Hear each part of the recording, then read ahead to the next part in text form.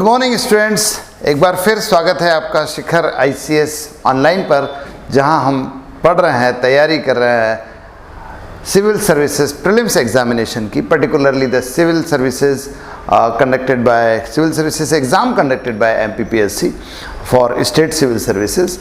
और पढ़ रहे हैं प्राचीन भारत का इतिहास, हिस्ट्री ऑफ एंशिएंट इंडिया। हमने पिछले क्लासेस में हिस्ट्री ऑफ एंशिएंट इंडिया के बहुत अलग अलग टॉपिक्स पढ़े हैं। खासतौर पे हमने इंडस वैली सिविलाइजेशन पढ़ा है, वैदिक इरा पढ़ा है, पोस्ट लेटर वैदिक इरा पढ़ा है, और उसके बाद महाजनपद पीरियड भी पढ़ा है, मौर्य पीरियड पढ़ा है। And today we are going to study a very important topic of history of ancient India, and that is the post Mauryan era. Post Mauryan era जो है, या मौर्योत्तर काल कह लीजिए हिंदी में, बड़ा इंपॉर्टेंट काल है इतिहास का। और ये वो पीरियड है जो मौर्यों के पतन और गुप्तों के उत्थान के बीच का काल है। यानी मौर्यों के पतन के बाद और गुप्तों के उदय के बीच का जो पीरियड है, वो जो है कहलाता है मौर्योत्तर काल। और इस काल में अलग अलग क्षेत्रों में छोटे छोटे राजवंशों ने शासन किया है। वो जो एक राजवंश, एक व्यक्ति, एक राजवंश के शासन का काल यहाँ नहीं था, बल्कि अलग अलग क्षेत्रों में अलग अलग छोटे छोटे इंडिपेंडेंट रूलर्स ने, इंडिपेंडेंट डायनेस्टीज़ ने रूल किया है। और इन डायनेस्टीज़ में दोनों तरह के राज्य थे। कुछ राजवंश ऐसे थे जो विदेशी थे, विदेशों से आए थे और भारत में शासन कर रहे थे, और कुछ राजवंश ऐसे थे जो भारतीय राजवंश थे, भारतीय मूल के राजवंश थे। तो दोनों का इतिहास हम पढ़ेंगे। भारतीय राजवंशों की बात करें तो इसमें सातवाहन है, इसमें शुंग है, इसमें कण्व है। और अगर विदेशी राजवंश की बात करें तो हमको इंडो ग्रीक पढ़ना है, हिंद यूनानी पढ़ना है, इसके अलावा पल्लव पढ़ना है, पार्थियन पढ़ना है, और शक पढ़ना है, कुषाण पढ़ना है। ये सब मौर्योत्तर काल में हमें पढ़ना है। इम्पॉर्टेंट पीरियड इसलिए क्योंकि इससे क्वेश्चन काफ़ी आते हैं। ठीक है, तो हम सबसे पहले कुछ देशी शासक, कुछ भारतीय शासक पढ़ लेते हैं। जैसे हम पढ़ेंगे शुंग वंश को, शुंग डायनेस्टी को। शुंग डायनेस्टी जो है, it was started right after the fall of Mauryans.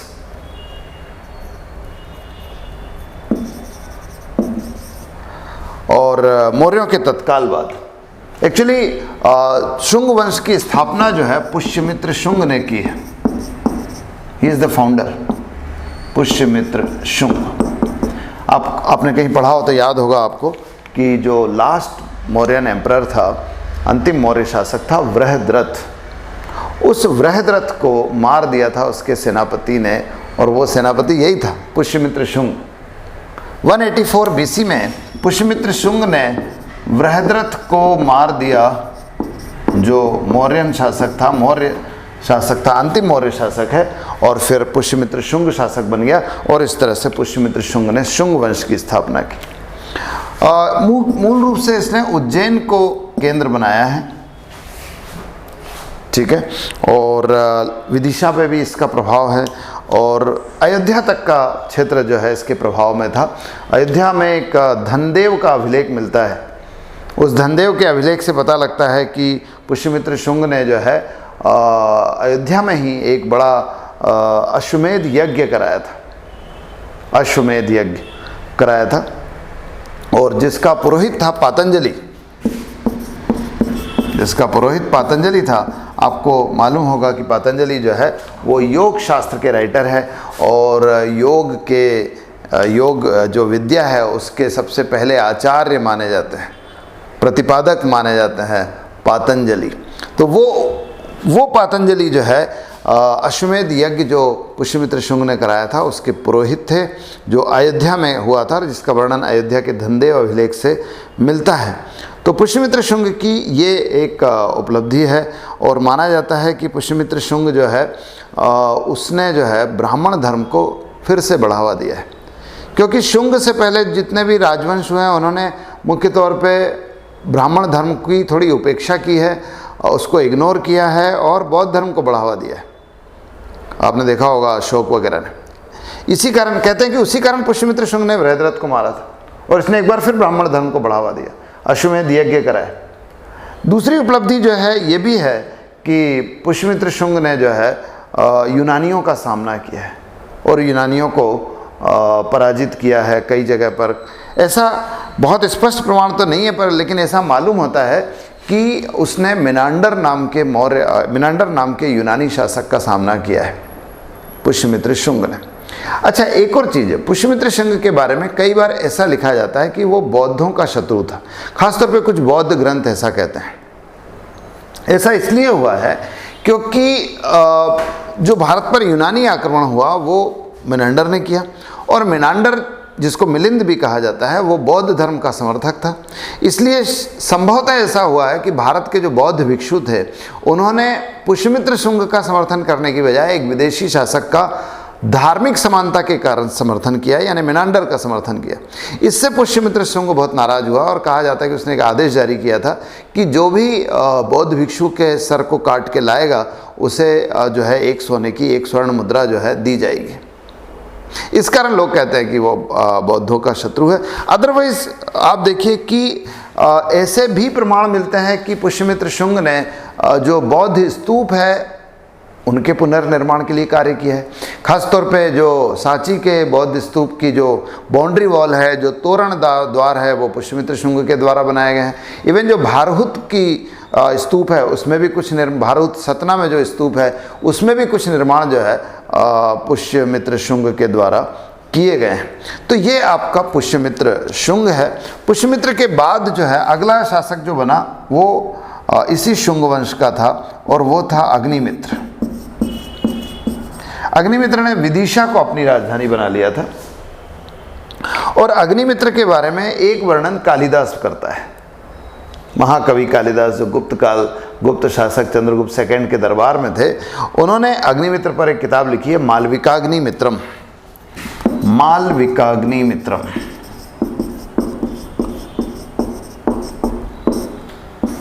Malavikagnimitram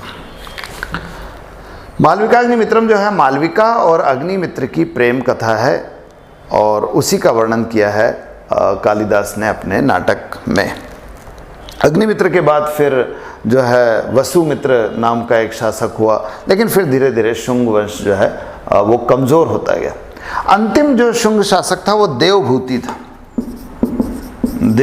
था, और इसे वासुदेव नाम के एक सेनापति ने, सामंत ने मार दिया था, और इसी वासुदेव ने फिर कण्व वंश की स्थापना की थी। कण्व वंश, हालांकि कण्व वंश के बारे में हमें ज़्यादा जानकारी नहीं मिलती सिवाय इसके कि वासुदेव कण्व वंश का संस्थापक था। तो ये आपका शुंग वंश। लेकिन शुंग वंश के समय एक बड़ी खास चीज़ और हुई है, वो भी आप देख लीजिए। ऐसा है कि शुंग वंश का ही एक राजा था भागभद्र, जो विदिशा के पास काशीपुत्र नाम की जगह पर शासन करता था। काशीपुत्र जगह का नाम है, भागभद्र वहाँ का शासक था। और इसी भागभद्र के दरबार में एक यूनानी राजा ने अपना राजदूत भेजा था, होलियोडोरस को राजदूत बनाकर भेजा एक यूनानी शासक ने, जिसका नाम था Antiochus sent Heliodorus as his ambassador in the court of Bhagbhadra, the king of काशीपुत्र। ध्यान रखिए, यही होलियोडोरस जो है इसने फिर विदिशा में, जिसे उस समय बेस नगर कहा जाता था, विदिशा का प्राचीन नाम बेस नगर है, वहाँ पर एक पाषाण स्तंभ स्थापित किया और उसमें अपना लेख लिखवाया। उसे होलियोडोरस का स्तंभ कहा जाता है। ध्यान रखिए, उस स्तंभ के टॉप पर गरुड़ बना हुआ, गरुड़ पक्षी बना हुआ है। क्योंकि गरुड़ पक्षी जो है वो भगवान विष्णु का प्रतीक होता है या भगवान विष्णु का वाहन है, इसलिए इसे वैष्णव धर्म का स्तंभ माना जाता है। आप देखिए, होलियोडोरस ने उसमें लिखा भी है कि मैं परम भागवत हूँ, I am the absolute Bhagwat. मतलब ये कि मैं कृष्ण का सच्चा भक्त हूँ। ऐसा कौन लिखता है? Heliodorus, who was sent by Antialcidas, a Greek ruler. तो होलियोडोरस ने वो गरुड़ स्तंभ स्थापित किया विदिशा में। ठीक है, उसको गरुड़ स्तंभ कहते हैं। विदिशा में लोकल भाषा में लोग उसको खाम बाबा भी कहते हैं, खाम बाबा। तो वो खाम बाबा कह लो या गरुड़ स्तंभ कह लो, होलियोडोरस ने स्थापित किया। Who was an ambassador in the court of Bhagabhadra. ठीक है, तो ये है शुंगों का इतिहास साहब। शुंग के बाद एक और जो भारतीय शासन, भारतीय राजवंश जो है उसने शासन किया है इस मौर्योत्तर काल में, वो है आपके सातवाहन। सातवाहन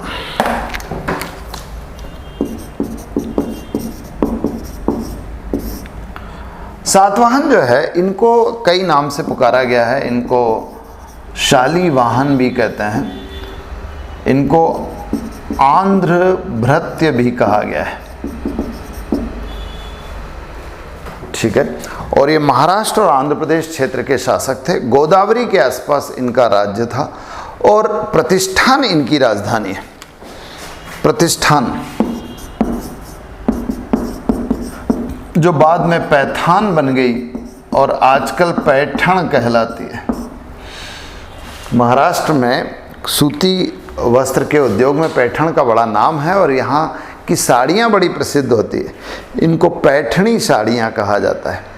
तो यही प्रतिष्ठान या पैठान या पैठण जो है, it was the capital of Satavahanas, ठीक है।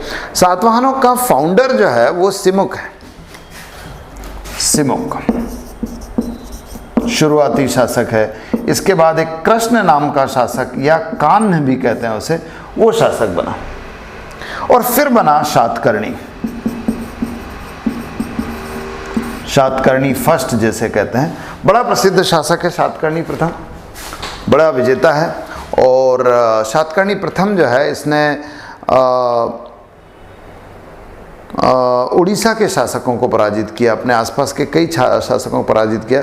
खासतौर पे राजा खारवेल था एक उड़ीसा में, जिसका वर्णन हाथी गुम्फा अभिलेख में मिलता है, उसे पराजित किया है शातकर्णी ने। शातकर्णी ने महेश्वर तक के, अवंती तक, मालवा तक के क्षेत्रों पर अधिकार किया और इसने जो है मालव शैली के सिक्के भी चलाए, मालवा में मिले हैं मालव शैली के सिक्के, मालवा के क्षेत्र पर भी अधिकार किया। दूसरा ये कि इसने भी हिंदू धर्म को बढ़ावा दिया है और इसने 2 अश्वमेध यज्ञ कराए। किसकी बात हो रही है? शातकर्णी प्रथम की। 2 अश्वमेध यज्ञ कराए। इसने राजसूय यज्ञ भी करवाया है शातकर्णी फर्स्ट ने। शातकर्णी के बाद फिर एक हाल नाम का शासक हुआ यहाँ पर, हाल। शातकर्णी बहुत महत्वपूर्ण, ध्यान रखिए, शातकर्णी ही आरंभिक तौर पर सातवाहनों के साम्राज्य का संस्थापक माना जाता है। ये तो संस्थापक है, लेकिन जिसको साम्राज्य कहते हैं वो बनाया है शातकर्णी, ठीक है। और शातकर्णी ने ही पॉसिबली प्रतिष्ठान पर अधिकार किया था और उसे अपनी राजधानी बनाई थी, ठीक है। फिर हाल शासक बना। हाल साम्राज्यवाद की दृष्टि से महत्वपूर्ण नहीं है क्योंकि शांति काल का शासक है, लेकिन हाल इंपॉर्टेंट है लिटरेचर की दृष्टि से, क्योंकि हाल जो है उसने खुद ने एक बड़ी प्रसिद्ध किताब लिखी है, गाथा सप्तशती। गाथा सप्तशती नाम की किताब लिखी और प्राकृत भाषा में लिखा गया है इसको, और इसका राइटर हाल है। ये किताब कई बार एग्जाम में पूछी गई है। इसके अलावा दूसरे राइटर्स भी उसके दरबार में थे, जैसे गुणाढ़ था। गुणाढ़ नाम का राइटर था इसके दरबार में, जिसने एक बहुत प्रसिद्ध किताब लिखी है, वृहत कथा। ध्यान रखना, वृहत कथा मंजरी नहीं है, वृहत कथा मंजरी क्षेमेंद्र ने लिखी है, वृहत कथा इसने लिखी। और इसके अलावा एक शर्ववर्मन भी इसके दरबार में, शर्ववर्मन जिसने कातंत्र नाम की किताब लिखी है। He was also in the court of Hala, ठीक है। हाल के बाद फिर शासक बना है आपका गौतमी पुत्र शातकर्णी। ये दूसरा शातकर्णी है, गौतमी पुत्र शातकर्णी। गौतमी पुत्र शातकर्णी एक बार फिर बड़ा विजेता है और आसपास के क्षेत्रों को जीता है। इसकी एक विजय जो बहुत महत्वपूर्ण विजय है वो नहपान के अगेंस्ट है।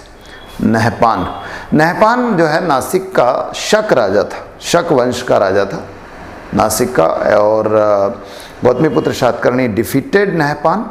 और ऐसा आप देखिए कि नासिक के पास जोगलथंबी नाम की एक जगह है, जोगलथंबी से कुछ सिक्के मिलते हैं जो मूल रूप से तो नहपान के हैं, लेकिन उस पर गौतमीपुत्र शातकर्णी ने अपना नाम अंकित करवा दिया है, ठीक है। जो ये दर्शाता है कि इसने उस क्षेत्र पर अधिकार कर लिया था जो वास्तव में नहपान का हुआ करता था। तो ये गौतमीपुत्र शातकर्णी की उपलब्धियां हैं। शुरुआती तौर पर इसने भी ब्राह्मण धर्म को बढ़ावा दिया है। इसने एक ब्राह्मण की उपाधि धारण की है, एक ब्राह्मण, कि मैं पहला ब्राह्मण हूँ, प्रथम ब्राह्मण हूँ, एक ब्राह्मण। लेकिन साथ ही साथ इसने बौद्ध धर्म को भी बढ़ावा दिया और कई बौद्ध धर्म से संबंधित निर्माण किए हैं। खासतौर पे कारले, भाजा, कन्हेरी, यहाँ के निर्माण जो बौद्ध धर्म के निर्माण हैं, यहाँ पर दरी ग्रह है, जो गुफाएं होती है, और चैत्य है कारले का, इसका निर्माण कराया है इसने। जो कारले के बौद्ध भिक्षु थे उनको दान भी दिया था। किसकी बात हो रही है? गौतमीपुत्र शातकर्णी की। ठीक है, गौतमीपुत्र शातकर्णी के बाद फिर अगला शासक आता है वाशिष्ठीपुत्र पुलमावी। वाशिष्ठीपुत्र पुलमावी।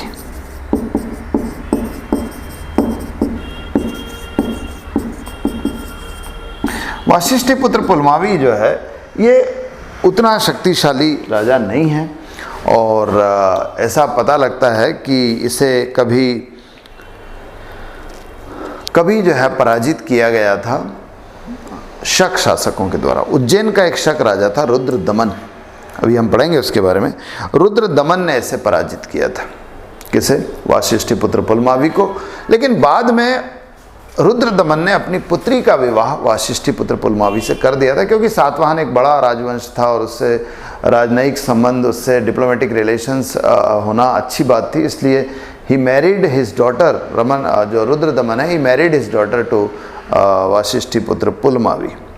तो ये वाशिष्ठीपुत्र पुलमावी है। और वाशिष्ठीपुत्र पुलमावी के बाद जो है एक यज्ञश्री शातकर्णी नाम का शासक बना था। यज्ञश्री शातकर्णी के बारे में ऐसा कहा जाता है कि शायद वो समुद्री यात्राओं का शौकीन था, समुद्री यात्राओं को उसने बढ़ावा दिया, क्योंकि उसके जहाज़ों पर जो है अक्सर उसके सिक्कों पर उसके सिक्कों पर जहाज़ों के चित्र मिलते हैं और बड़े आधुनिक प्रकार के जहाज़ थे उस समय के, उनके चित्र मिलते हैं सिक्कों पर। तो कुछ इतिहासकार ये अनुमान लगाते हैं कि possibly he give rise to, he promoted the sailing through the seas, और उसने जो है समुद्र यात्राओं को जो है बढ़ावा दिया था। तो ये आपके सातवाहन हैं सब। लेकिन सातवाहनों के समय कुछ बड़ी खास चीज़ हुई है, वो हमको देखना होगा। सातवाहनों के समय इकोनॉमी में कुछ चेंज हुआ है, सातवाहनों के समय जो है कुछ धर्म की व्यवस्था में भी चेंज हुआ है, समाज में भी कुछ चेंज दिखाई दे रहा है, कला की दृष्टि से भी कुछ इम्पोर्टेंट चीज़ें हुई है। जैसे अर्थव्यवस्था में देखिए कि सातवाहनों के समय भारत में पहली बार ब्राह्मणों को भूमि दान देने की परंपरा शुरू हुई है। आपको पूरे प्राचीन भारतीय इतिहास में बार बार ये दिखाई देगा कि ब्राह्मणों को भूमि दान दी गई है। शासक जो है अपनी प्रतिष्ठा के लिए या और धार्मिक श्रद्धा के कारण ब्राह्मणों को भूमि दान देते थे। ऐसी भूमि जो है वो ब्रह्मदेय कहलाती थी, ब्रह्मदेय कहते हैं, या ऐसी भूमि को ही अग्रहारिक कहते हैं। एक्चुअली ब्राह्मण जो है ना, वह समाज की शुरुआती पंक्ति होती थी, इसलिए उसे अग्रहार कहा जाता था ब्राह्मण को। और अग्रहार को दी गई भूमि अग्रहारिक कहलाती थी। तो आप ब्रह्मदेय कह लीजिए या अग्रहारिक कह लीजिए, ऐसी भूमि थी which was given in charity to Brahmans. तो ब्राह्मणों को भूमि दान देने की ये जो परंपरा है, it was started in the period of Satavahanas. सातवाहनों ने शुरू किया और इसका पहला प्रमाण जो है वो मिलता है नानाघाट अभिलेख से। एक रानी नागानिका है, उसका नानाघाट अभिलेख है, एक नानाघाट अभिलेख रानी नागानिका का। और नानाघाट अभिलेख से पहली बार पता लगता है कि ब्राह्मणों को भूमि दान दी गई। ध्यान रखना, ब्राह्मणों को भूमि दान देने की यही परंपरा आगे चल के जमींदारी व्यवस्था में कन्वर्ट हो गई। जमींदारी व्यवस्था क्या होती है? जिसमें एक क्षेत्र में जमींदार नियुक्त किया जाता है और उसे जो है जिम्मेदारी दी जाती है कि वो अपने क्षेत्र के लोग कृषकों से कर वसूलेगा और कर वसूल कर राजा तक पहुंचाएगा। ये जमींदारी व्यवस्था है। तो ये जमींदारी व्यवस्था शुरू होती है सातवाहनों के समय से। ठीक है। जो ब्राह्मणों को भूमि दान देने की परंपरा थी वही कन्वर्ट हो गई जमींदारी व्यवस्था में। तो ये हुआ है सातवाहनों के समय। दूसरा, अर्थव्यवस्था के क्षेत्र में देखो कि सातवाहनों ने जो है नई मुद्रा प्रणाली भी विकसित की है। खासतौर पे इन्होंने ऐसी मुद्रा प्रचलित की है जो ना सोने की थी, ना चांदी की था, ना तांबी की थी। अभी तक सोने के सिक्के चल रहे थे या चांदी के जो आहत मुद्रा थी वो चल रही थी या कृष्णाल चल रहा था, तांबे का था। लेकिन पहली बार इन्होंने लेड के सिक्के चलाए, शीशे के, जिसको पोटीन भी कहते हैं। पोटीन कह लीजिए, सीसा कह लीजिए, लेड कह लीजिए, उसकी मुद्रा जो है इन्होंने प्रचलित की है। किन्होंने? सातवाहनों ने। ठीक है। अब दूसरी चीज भी देखिए कि सामाजिक क्षेत्र में भी कुछ बदलाव यहाँ दिखाई दे रहा है। सामाजिक क्षेत्र में एक तो ये कि इन्होंने धार्मिक दृष्टि से तो बौद्ध धर्म को बढ़ावा दिया। ठीक है।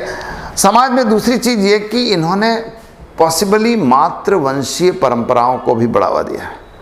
पॉसिबली ये मैट्रिलिनियल थे, मातृवंशीय समाज था, क्योंकि बार बार हर शासक अपने नाम के साथ माता का नाम लिखता है। यज्ञ श्री शातकर्णी, बल श्री शातकर्णी या गौतमी पुत्र शातकर्णी, वाशिष्ठी पुत्र पुलमावी, जो दर्शाता है कि शासक अपनी माँ का नाम अपने नाम के साथ लगा रहा है। और इसे संकेत माना जा रहा है कि इनका समाज जो है वो मातृवंशीय था, मैट्रिलिनियल था, जिसमें समाज में माँ का या महिलाओं का महत्व जो है ज़्यादा होता है। तीसरी चीज़ कला के क्षेत्र में। कला के क्षेत्र में मैंने शुरू में बताया कि सातवाहनों ने, खासतौर पे गौतमी पुत्र शातकर्णी ने बौद्ध वास्तुकला है उसको बढ़ावा दिया है। चाहे वो दरी ग्रह हो, दरी ग्रह आप बौद्ध वास्तुकला को समझ लीजिए चाहे तो। दरी ग्रह बनाए गए, स्तूप बनाए गए, चैत्य बनाए गए। दरिग्रह होते हैं पर्वतों को काट के जो गुफाएं बनाई जाती है, जो बौद्ध भिक्षु बारिश में, बरसात के समय जहाँ रुकने के लिए उपयोग करते हैं उसका, वो दरिग्रह कहलाते हैं। जैसे आपको कन्हेरी में मिलेंगे, आपको कारले में मिलेंगे ऐसे दरिग्रह। स्तूप तो आप जानते ही हैं, बौद्ध भिक्षुओं की अस्थियों पर, अवशेषों पर एक उल्टे कटोरा नुमा आकृति बनाई जाती है, उसको स्तूप कहते हैं। और चैत्य जो है एक प्रकार का पूजा स्थल है, ए प्लेस ऑफ वर्शिप है। एक्चुअली महायान बौद्ध धर्म में बुद्ध की मूर्ति बना के उसे पूजा करना शुरू किया गया। तो फिर एक प्रकार के मंदिर बनाया गया जहाँ बुद्ध की मूर्ति होती थी और उसकी पूजा की जाती थी, ये कहलाता है चैत्य। तो इनका निर्माण हुआ। कारले में, भाजा में चैत्य बने हैं, कन्हेरी में और कारले में दरिग्रह बने हैं, स्तूप बने हैं, अमरावती में भी कुछ स्तूप बने हैं। ये सब जो है आपके सातवाहनों के ही काल के हैं। तो ये है सातवाहनों का इतिहास। अब इसके अलावा आप देखिए कि भारत में कुछ विदेशी राजवंश भी हुए हैं, उनका इतिहास भी हम देख लेते हैं। जैसे आप देखिए कि एक राजवंश जो है हिंद यूनानी राजवंश है। मैं आपको इनकी लोकेशन बताता हूँ। जैसे मान लीजिए भारत का नक्शा बनाए हम,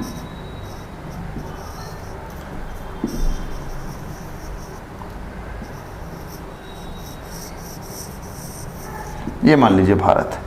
तो ये वाला जो हिस्सा है ये तो पाकिस्तान है आजकल, इसके पास वाला जो क्षेत्र है ये कभी यूनानियों के पास था, ये पूरा क्षेत्र। ठीक है। लेकिन बाद में ये यूनानियों में भी दो भाग में बढ़ गया। ये जो उत्तर पूर्व का क्षेत्र था, ये वाला, ये शेडेड क्षेत्र जो है इसको हम बैक्ट्रिया कहते हैं। और यहाँ के जो यूनानी शासक है वो बैक्ट्रियन ग्रीक कहलाते हैं। और ये जो नीचे वाला है ये कहलाता है पार्थिया, जो ईरान से लगा हुआ था। तो ये कहलाते हैं पार्थियन ग्रीक। दोनों ने भारत के कुछ क्षेत्रों में शासन किया है। हम पहले बैक्ट्रियन ग्रीक की बात कर रहे हैं, उन्हें ही हिंद यूनानी भी कहते हैं या इन्हें ही इंडो ग्रीक कहा जाता है। इंडो ग्रीक, हिंद यूनानी या इंडो ग्रीक। ठीक है। और या बैक्ट्रियन ग्रीक कह लीजिए आप। इनके जो फाउंडर है बहुत स्पष्ट जानकारी नहीं मिलती। ध्यान रखना, मौर्योत्तर काल जो है उसे इतिहास का अंधकार का युग भी कहते हैं। It was an era of darkness. इसलिए कहा जाता है क्योंकि बहुत स्पष्ट साक्ष्य, बहुत क्लियर कट एविडेंसेस यहाँ पर नहीं मिलते हैं, कम मिलते हैं। तो उसके अनुसार देखा जाए तो हिंद यूनानियों का जो फाउंडर है वो यूथेडेमस है, और इसके बाद एक यूक्रेटाइडस नाम का शासक बना, यूक्रेटाइडस, ठीक है।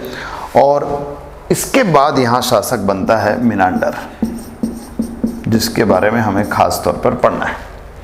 मिनांडर जो है एक बैक्ट्रियन ग्रीक शासक है, हिंद यूनानी या इंडो ग्रीक शासक है, और इसने बैक्ट्रिया वाले क्षेत्र में शासन किया और इसने शाकल को अपनी राजधानी बनाया था। His capital was Shakala.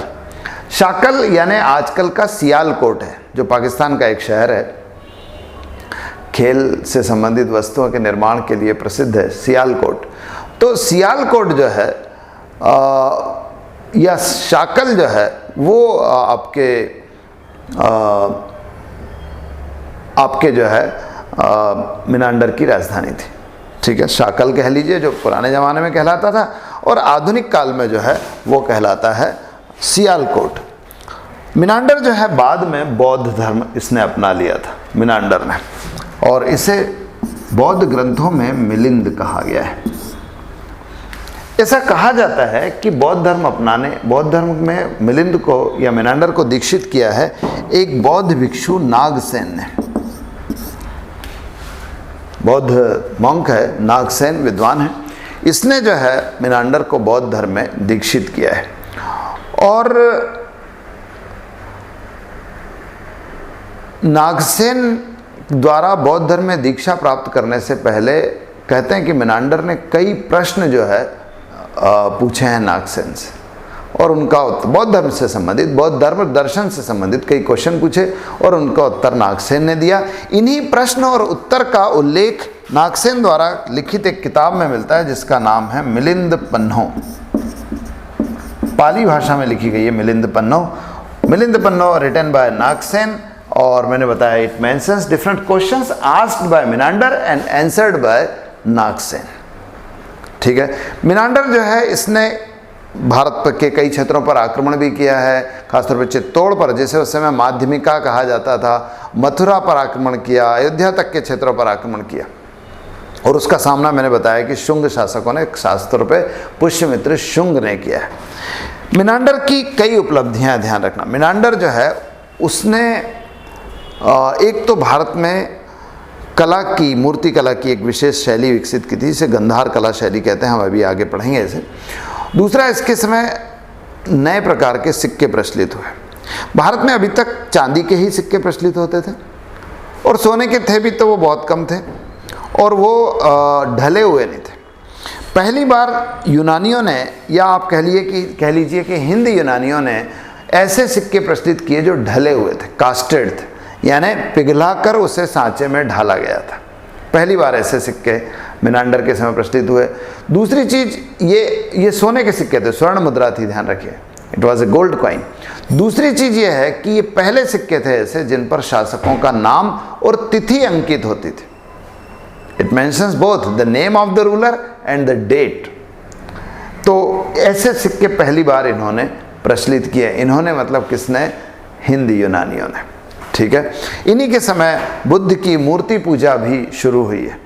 Buddha की इसके पहले मूर्ति पूजा नहीं होती थी, इन्होंने बुद्ध की मूर्ति बनाकर पूजा करना भी शुरू किया है। तो ये हिंद यूनानियों का सारा लेना देना है। हिंद यूनानी के बाद दूसरे पहलव है।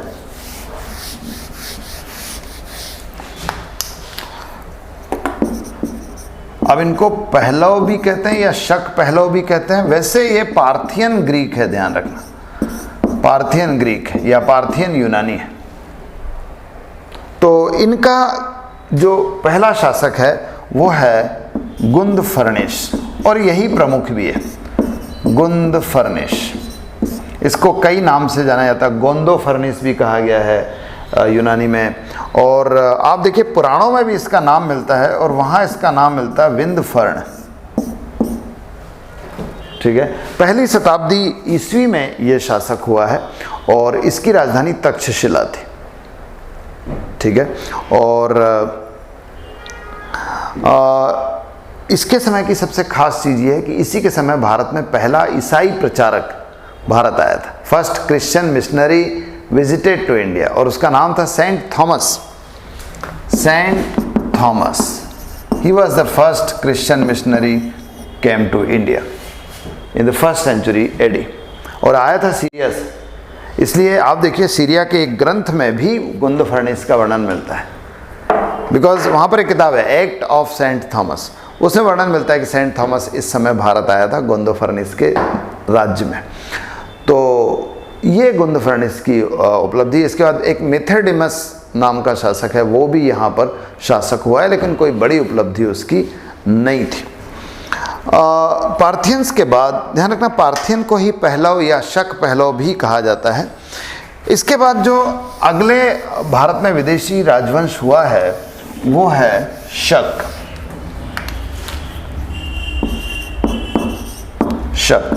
शक जो है चीन से आए थे। एक्चुअली चीन का ये वाला जो क्षेत्र है ये पूरा चरागाह है, मीडोज है, कैटल फील्ड है, और यहाँ लोग पशुपालक लोग रहते हैं। पशुपालक, और पशुपालक चूँकि बड़े बड़े गांव में नहीं होते, वो छोटे छोटे कबीलों में रहते हैं, तो कबीलों के रूप में रहते थे। और अक्सर यह कबीलों के बीच चरागाह पर कब्जे के लिए लड़ाई होती थी। लेकिन वो अच्छा, उस लड़ाई के बाद क्या होता था कि अक्सर लोग चीन की तरफ, इस तरफ चले जाते थे, पश्चिम पूरब की ओर। लेकिन यहाँ पर फिर चीन की दीवार बन गई थी। तो जब चीन की दीवार बन गई थी, it was not possible for those nomadic bands to move towards China, and that is why they travel towards India. वो भारत की तरफ आने लगे। जो भी पराजित हो जाता था चरागाहों की लड़ाई में, जो भी पराजित हो जाता था, वो नोमैडिक बैंड जो है वो भारत की तरफ आ जाता था। तो शक वाज सच नोमैडिक बैंड, जो जिन्हें चीन में सई कहते हैं। चीन में इनको सई कहा गया, सई भी कहते हैं, सई बाग भी कहते हैं, और इंग्लिश में सीथियन भी कहलाते हैं ये लोग। यही लोग सीथियन हैं। शक कह लीजिए, सई कह लीजिए, सीथियन कह लीजिए, ये चीन से आए हैं। और भारत में शक राजाओं के अलग अलग क्षेत्र हैं। इनकी दो शाखाएं हैं, एक शकों की उत्तरी शाखा और एक पश्चिमी शाखा, northern branch and western branch. Western branch ज़्यादा इम्पोर्टेंट है, और वेस्टर्न ब्रांच के भी दो केंद्र थे। एक केंद्र जो है नासिक में था, और एक केंद्र जो है वो आपके उज्जैन में था। दो केंद्र है शकों के, पश्चिमी शाखा के। उत्तरी शाखा अलग है, उसके दो केंद्र थे, मथुरा और तक्षशिला। वहाँ का ज़्यादा इतिहास मिलता नहीं, इनका मिलता है, तो ये पढ़ ले रहे हैं। नासिक में शकों की छहरात वंश के शासक होते थे, और इसका पहला जो शासक था वो भूमक था। भूमक तो ज़्यादा प्रसिद्ध नहीं हुआ। भूमक के बाद शासक बना था नहपान, जिसने आसपास के क्षेत्रों पर अधिकार कर लिया था। नासिक, गुजरात, यहाँ के क्षेत्रों पर अधिकार कर लिया था। यही नहपान वो है जिसे गौतमीपुत्र शातकर्णी ने पराजित किया था। ठीक है। शकों की जो दूसरी शाखा है, शकों की जो दूसरी ब्रांच है वो है उज्जैन के शक, और उनको कहते हैं कार्धमक। वो कार्धमक वंश के शक है, और इनका पहला शासक यानी फाउंडर जो है वो चष्टण है। और चष्टण के बाद अगला शासक बना था रुद्रदमन। रुद्रदमन या रुद्रदामा भी कहते हैं कुछ जगह पर उसे। तो रुद्रदमन या रुद्रदामा वो जो है बड़ा प्रतापी शासक हुआ है। उसने, मैंने अभी आपको बताया था कि उसने एक तो वाशिष्ठी पुत्र पुलमावी को पराजित किया था। पुलमावी जो है उसको पुराणों में पुलोमा भी कहा गया है ना। और वो उसको आंध्र भृत्य भी कहते हैं। मैं ज़रा पुलवामी के बारे में बता दूं, कुछ चीज़ें छूट गई थी सातवाहन शासक के बारे में। उसे आंध्र भोज भी कहा जाता है, या प्रथम आंध्र भी कहा जाता है। उसने अपने आप को दक्षिणापथेश्वर भी कहा है, दक्षिणापथ का स्वामी भी कहा है, दक्षिणापति भी कहा है। और आप देखिए कि ऐसा कहा जाता है कि आंध्र प्रदेश का जो क्षेत्र था कभी सातवाहनों के हाथ से चला गया था, इसलिए इसने उसको फिर से प्राप्त किया था। इसलिए पुलवामी को प्रथम आंध्र भी कहा जाता है, फर्स्ट आंध्र भी कहा जाता है। तो उस पुलवामी को पराजित किया रुद्रदमन ने, और उससे अपनी बेटी का विवाह किया था। रुद्रदमन की दूसरी उपलब्धि जो है वो ये है कि उसने वो जो सुदर्शन झील है सौराष्ट्र में, जिसका निर्माण कराया था आपके चंद्रगुप्त मौर्य ने, उसका इसने जीर्णोद्धार कराया, उसका रिनोवेशन कराया, पुनर्निर्माण कराया और इसका वर्णन अपने एक अभिलेख में किया। इसका वर्णन अभिलेख में किया और वो अभिलेख है जूनागढ़ अभिलेख। तो जूनागढ़ अभिलेख कह लीजिए या उसको कुछ लोग गिरनार अभिलेख भी कहते हैं, वो रुद्रदमन के द्वारा लिखवाया गया। और उस अभिलेख की भी विशेषता है कि पूरी तरह संस्कृत में लिखा गया पहला अभिलेख है भारत का। इसके पहले के जो अभिलेख है मोस्टली उन्होंने प्राकृत भाषा का प्रयोग किया। अशोक के अभिलेख प्राकृत भाषा में थे और ब्राह्मी लिपि में थे, लेकिन ये देवनागरी लिपि में था और संस्कृत में लिखा गया पहला अभिलेख है। तो जूनागढ़ अभिलेख या गिरनार अभिलेख is the first edicts, is the first inscription written in Sanskrit and it was of Rudradaman. ठीक है, इसी में वर्णन मिलता है कि रुद्रदमन ने पुनर्निर्माण कराया, खासतौर पे उसके मंत्री सुविशाख ने सुदर्शन झील का पुनर्निर्माण कराया है। तो ये है आपके शक शासक। शकों ने ध्यान रखिए कि कुछ नई चीजें प्रश्नित की भारत में। खासतौर पे ऐसा कहा जाता है कि जो पैंट है या पजामा है, दो पैर के दो हिस्से, पजामे में दो पैर होते हैं ना, पाए जामा है, पैरों का जामा है, तो दो पैर के दो पाए जामा, तो ट्राउजर्स जिसको हम कहते हैं, उसका प्रचलन शकों ने ही शुरू किया हमारे यहाँ। उसके पहले लोग धोती पहनते थे, लुंगी पहनते होंगे, पैंट नहीं, पजामा नहीं पहनते थे, इन्होंने प्रचलित किया। दूसरी चीज शकों ने, दूसरी चीज जूतों का प्रचलन भी शकों ने किया। घोड़ों की जो जीन होती, घोड़े के ऊपर एक काठी लगाई जाती ताकि उस पर स्टेबल होकर ठीक से बैठा जा सके, वो भी शकों ने प्रचलित की भारत में। रूफ टाइल्स जिनको हम कवेलू कहते हैं, उनका प्रचलन भी शकों ने शुरू किया भारत में। तो शकों को इन सब चीज़ों का श्रेय जाता है। तो यह है शक शासक। और आप देखिए कि इसी ये जो नहपान के वंश का शक शासक था आखिरी, वो रुद्र सिंह सेकंड था, जिसको चंद्रगुप्त सेकंड गुप्त राजा ने पराजित किया था। तो यह है आपके शक शासक। शकों के अलावा फिर एक बड़ा राजवंश है, वो है आपका कुषाण, कुषाण राजवंश, कुषाण डायनेस्टी।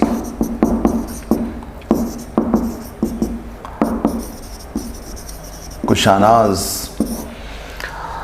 कुषाण भी चीन से आए थे सब, चाइनीज माल है। ठीक है, एक्चुअली मैंने बताया था कि यहाँ पर चारागाहों के लिए वहाँ के जो पशुपालक कबीले होते थे उनके बीच में आपस में संघर्ष होता था, और जो हार जाता था वो पहले चीन की तरफ जाता था। But as now China wall was constructed, तो अब उनके लिए in the first century BC China wall बन गई। तो now it was not possible for them to move towards the eastern part of China, that is why they came to the western part and they came to India. तो ऐसा ही एक कबीला था युहची।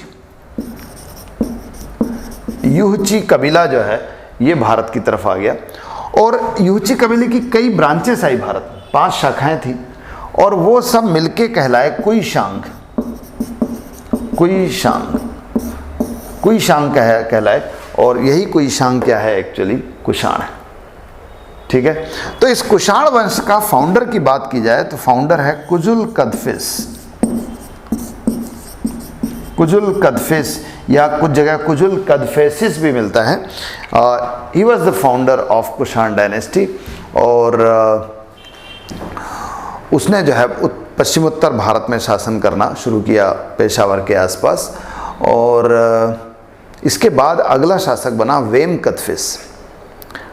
वेम कदफिस शायद इसका बेटा है। वेम कदफिस के बारे में खास बात यह है कि वेम कदफिस जो है वो उसके सिक्कों पर शिव के, त्रिशूल के, नंदी के, शिवलिंग के चित्र मिलते हैं। तो इससे ऐसा पता लगता है कि वो शायद शिव का उपासक था और भारतीय धर्म को मानने लगा था। कौन? वेम कदफिस। लेकिन वेम कदफिस के बाद जो शासक बना वो बहुत प्रसिद्ध था। कुजुल कदफिस के बाद तो वेम कदफिस बन गया, और वेम कदफिस के बाद बनता है कनिष्क। कनिष्क बहुत ज़बरदस्त, बहुत प्रसिद्ध शासक है। कनिष्क के बारे में हमको बहुत विस्तार से पढ़ना चाहिए, तो अब हम कनिष्क को पढ़ लेते हैं बहुत विस्तार से। कनिष्क जो है है तो कुषाण वंश का, ठीक है, और 78 एडी 78 ईस्वी में शासक बना। और ऐसा माना जाता है कि, माना क्या जाता है, यही है कि यहीं से शुरू होता है शक संवत। अब ये थोड़ा सा उल्टा है कि कनिष्क कुषाण था, लेकिन उसके राज्यारोहण से शुरू होता है शक संवत, शक कैलेंडर। भारत में जो हिंदू परंपरा में 2 कैलेंडर को मानते हैं हम रोमन कैलेंडर हिंदू परंपरा में नहीं मानते। जैसे मुस्लिम कैलेंडर में हिजरी कैलेंडर होता है, वैसे हिंदू परंपरा में होता है विक्रम संवत या शक संवत। मोस्टली शक संवत को हम मानते हैं, ठीक है, शक कैलेंडर को मानते हैं। तो शक कैलेंडर जो है वो स्टार्ट होता है 78 एडी से, in the year in which Kushan Kanishka was enthroned. इसके एंथ्रोनमेंट से शुरू होता है। अब कनिष्क जो है उसकी उपलब्धियां कई क्षेत्र में है। एक तो साम्राज्य विस्तार के क्षेत्र में है, दूसरा उसकी उपलब्धि बौद्ध धर्म को बढ़ावा देने में है, तीसरा कला के क्षेत्र में भी है। तो कनिष्क जो है इसने एक बड़ा साम्राज्य स्थापित किया और पुरुषपुर को अपनी राजधानी बनाया था। पुरुषपुर जो आजकल का पेशावर है, उस समय पुरुषपुर कहलाता था। It was the capital of Kanishka. कई बड़ी विजय प्राप्त की इसने। चीन को कई बार पराजित किया, चाइना को। चीन का एक बड़ा सेनापति था, अभी नाम याद नहीं आ रहा है, मैं अभी नाम बताता हूँ आपको। उसको इसने पराजित किया, चीन का बड़ा सेनापति था, उसे पराजित किया। और इसके अलावा इसने अयोध्या पर आक्रमण किया और इसने पाटलिपुत्र पर भी आक्रमण किया। पाटलिपुत्र में इसने जो है नाग वंश के शासकों को पराजित किया। उसमें पाटलिपुत्र में नाग वंश के शासक होते थे, उनको पराजित किया। और ऐसा वर्णन मिलता है कि पाटलिपुत्र को जीतने के बाद इसने वहाँ से कुछ चीज़ें लेके आया। 3 चीज़ें खास तौर पर ये याद रखना आप, 3 चीज़ें। एक तो बुद्ध का भिक्षा पात्र मिल गया इसको, जिस पात्र में बुद्ध कभी भिक्षा मांगते थे वो लेके आया।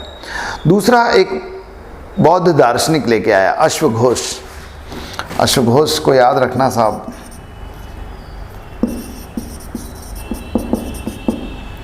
बहुत प्रसिद्ध बौद्ध दार्शनिक है, ये इसको लेके आया। और एक चमत्कारी मुर्गा भी लेके आया, मिराकुलस कॉक लेके आया, चमत्कारी कुक्कुट, पता नहीं क्या चमत्कार था पर लेके आया।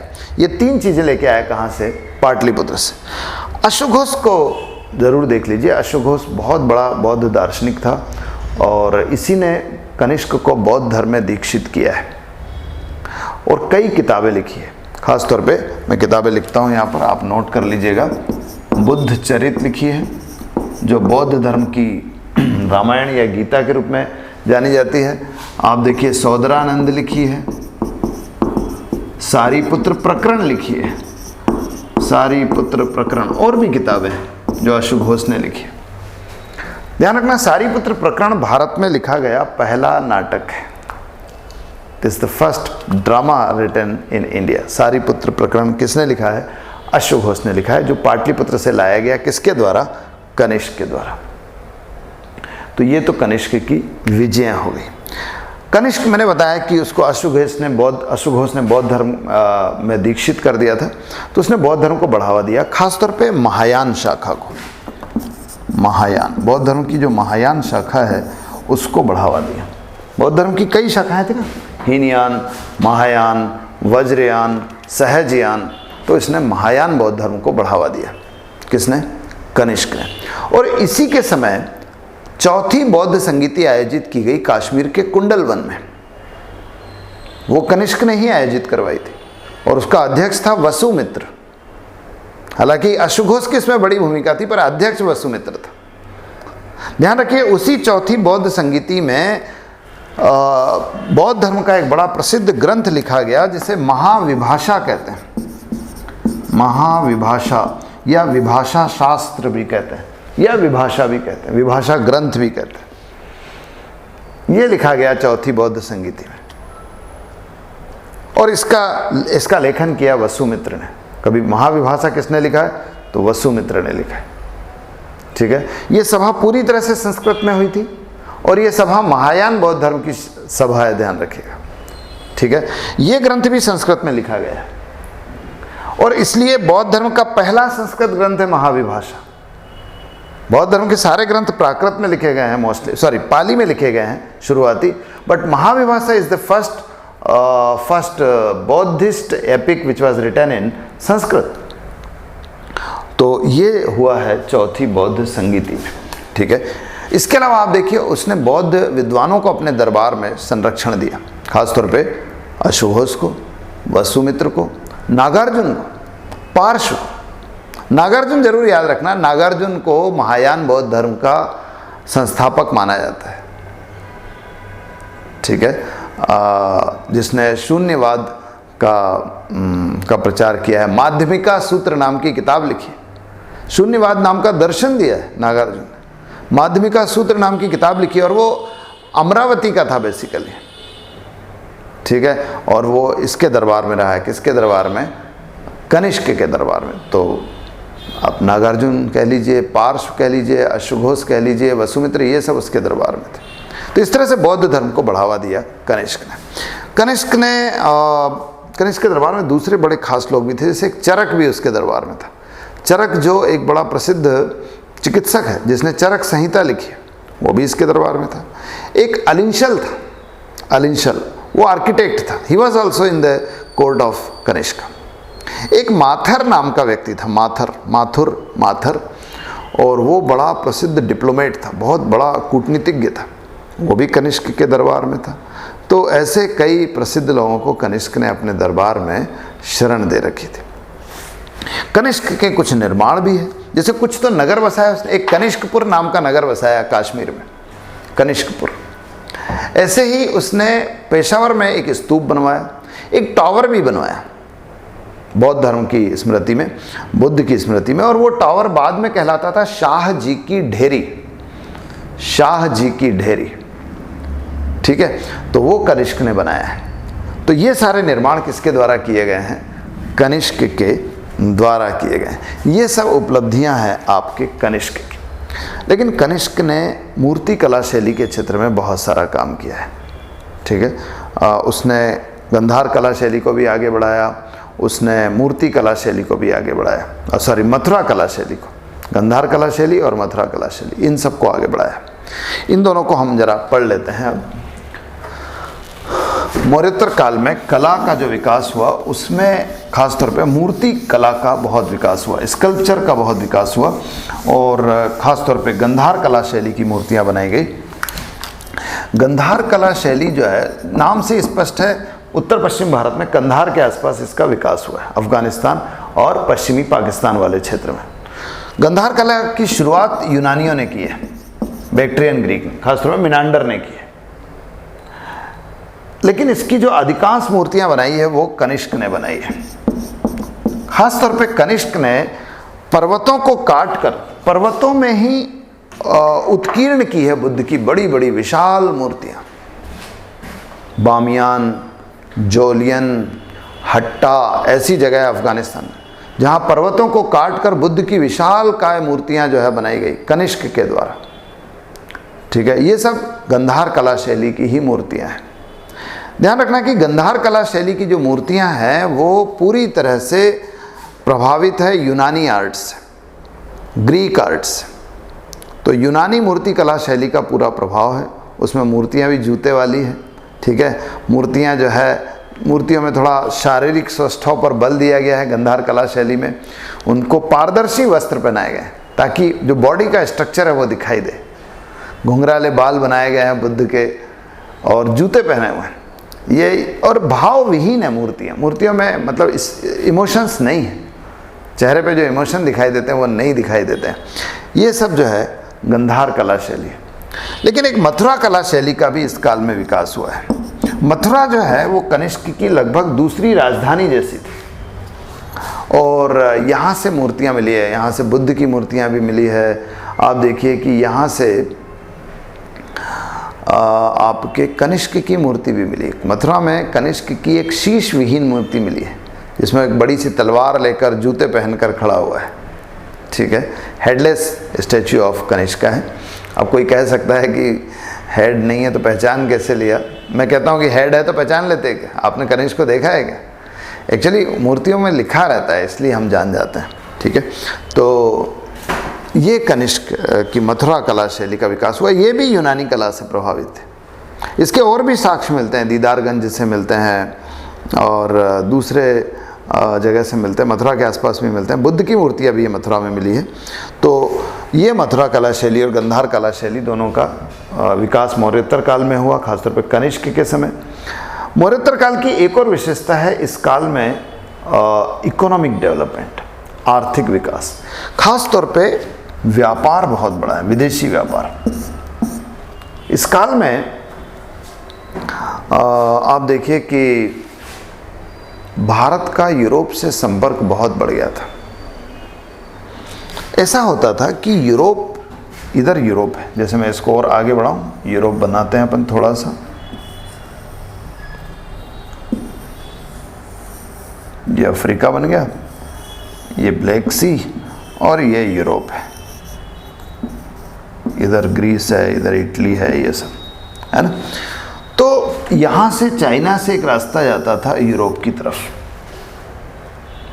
लैंडवेज था, और इससे चीन से रेशम भेजी जाती थी यूरोप को, सिल्क, रेशम। इसलिए इस रूट का, इस मार्ग का नाम ही पड़ गया था सिल्क रूट। अलग अलग ब्रांचेस थी इसकी, एक इधर रूस से होके चले जाता था, एक यहाँ तुर्की से होके ग्रीस जाता था, एक यहाँ ये जो मोरक्को है यहाँ से स्पेन जाता था। अलग अलग ब्रांचेस, लेकिन इसको सिल्क रूट बोलते थे और रेशम मार्ग बोलते थे। कनिष्क के समय क्या हुआ कि ये रेशम मार्ग पर कनिष्क का कब्जा था। कनिष्क ने एक अंतर्राष्ट्रीय साम्राज्य का निर्माण किया था, जिसमें भारत भी था, जिसमें मध्य एशिया के क्षेत्र भी थे और जिसमें चीन का कुछ क्षेत्र भी था। तो जो सिल्क रूट था उसका एक बड़ा भाग कनिष्क के पास था। उसके कारण भारत जो है वो यूरोपीय व्यापार से जुड़ गया। ठीक है, यही कारण है कि कनिष्क के समय व्यापार बहुत बड़ा, अंतर्राष्ट्रीय व्यापार, और यही कारण है कि कनिष्क के समय सोना बहुत आया भारत में। मौर्योत्तर काल में बहुत सोना आया, खासतौर पे कनिष्क के समय, क्योंकि हम बुलियन ट्रेड करते थे। हम यूरोप को बेचते थे कपड़ा, मोती, लोहा, हाथी दांत के सामान, लेकिन उनसे लेते सोना थे, बुलियन ट्रेड करते थे, तो सोना बहुत आया। यही कारण है कि कनिष्क के समय सबसे शुद्ध सोने के सिक्के प्रचलित हुए और सबसे ज़्यादा सोने के सिक्के प्रचलित हुए। सबसे ज़्यादा सोने के सिक्के कनिष्क के समय ही प्रचलित हुए हमारे यहाँ, या ये कह लीजिए कि मौर्योत्तर काल में ही प्रचलित हुए, सबसे शुद्ध और सबसे ज़्यादा। ठीक है, सोनों के सिक्का का प्रचलन यूनानियों ने किया, लेकिन कनिष्क के समय सबसे ज़्यादा सोने के सिक्के प्रचलित हुए। ठीक है, तो ये ट्रेड यहाँ से बढ़ा। लेकिन आप देखिए कि ये ट्रेड समुद्र से भी हो रहा था, यहाँ भी आप देखिए कि यहाँ पर एक जगह है बेरी गाजा, भड़ोच, भृगु कच्छ कहते हैं जिसको, वो एक बड़ा बंदरगाह था जहाँ से व्यापार होता था। इसके अलावा केरल में एक जगह थी मुजरिस, ठीक है, मुंसरिस या मुजरिस, वो एक बड़ा व्यापार का केंद्र था। इधर एक जगह थी अरिकमेडू, जिसको पोडुके भी कहा गया, जो आजकल का पांडिचेरी है, वो एक बड़ा केंद्र था। कावेरीपट्टनम था इधर तमिलनाडु में ही। ऐसे कई बंदरगाह थे जो व्यापार के केंद्र थे, और यहाँ से समुद्र मार्ग से तो नहीं, लेकिन इसके आसपास थोड़े थोड़े जो है, मतलब समुद्र मार्ग से यूरोप जाने का मार्ग नहीं था, वो तो वास्को डी गामा ने खोजा था, लेकिन यहाँ से जो है कपड़ों का व्यापार होता था। अरिकमेडू में कई बस्तियाँ ऐसी मिली जहाँ यूनानी लोग रहते थे। कैसे पहचाना यूनानी लोग रहते थे? क्योंकि यूनानी प्रकार के एरिटिन पॉट्स पाए गए, अर्दनवेयर पाए गए, जिनको एरिटिन शैली के अर्दन पॉट्स कहते हैं, वो यहाँ पर पाए गए। यहाँ पर कई कपड़े रंगने के पॉन्ड पाए गए, ऐसे कुंड पाए गए जो रंजक कुंड कहते हैं या डाइंग पॉन्ड कहते हैं, जिसमें कपड़ों को रंगा जाता था। यहाँ से कपड़े खरीदते थे। ये तमिलनाडु का जो जिसको हम कोरोमंडल तट कहते हैं, कपास के उत्पादन के लिए जाना जाता था। यहाँ से कपास खरीदते थे, सूती वस्त्र खरीदते थे, उसको रंगते थे और यूरोप पहुँचाते थे। तो अरिकमेडू कह लीजिए, मुंसरिस कह लीजिए, बेरीगाजा जो भृगु कच्छ है आजकल, कावेरीपट्टनम है, ये सब व्यापार के केंद्र थे। और इसके कारण जो है अंतर्राष्ट्रीय व्यापार बढ़ा, इसके कारण बहुत सोना आया। प्लिनी याद है? प्लिनी नाम का एक ग्रीक इतिहासकार है जिसने नेचुरल हिस्टोरिका नाम की किताब लिखी है। नेचुरल